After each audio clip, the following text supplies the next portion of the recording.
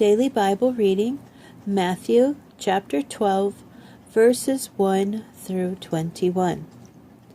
One Shabbat, during that time, Yeshua was walking through some wheat fields. His talmidim were hungry, so they began picking heads of grain and eating them. On seeing this, the Perushim said to him, "Look, your talmidim are violating Shabbat." But he said to them, "Haven't you ever read what David did when he and those with him were hungry? He entered the house of God and ate the bread of the presence, which is prohibited, both to him and to his companions.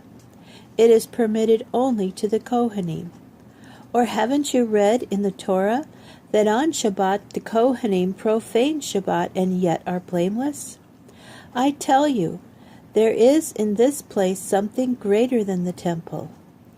If you knew what 'I want compassion rather than animal sacrifice' meant, you would not condemn the innocent.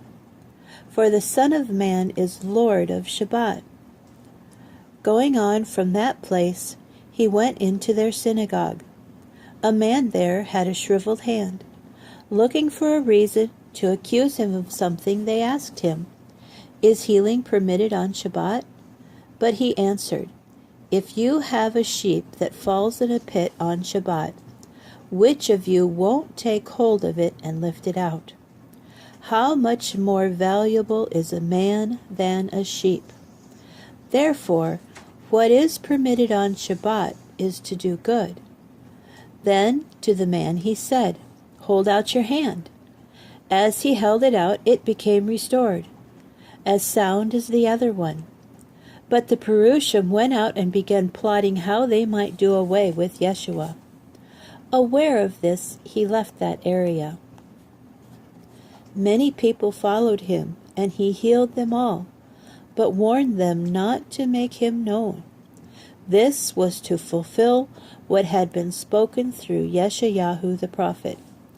"Here is my servant, whom I have chosen, my beloved, with whom I am well pleased. I will put my spirit on him, and he will announce justice to the Gentiles. He will not fight or shout. No one will hear his voice in the streets. He will not snap off a broken reed or snuff out a smoldering wick, until he has brought justice through to victory. In him the Gentiles will put their hope."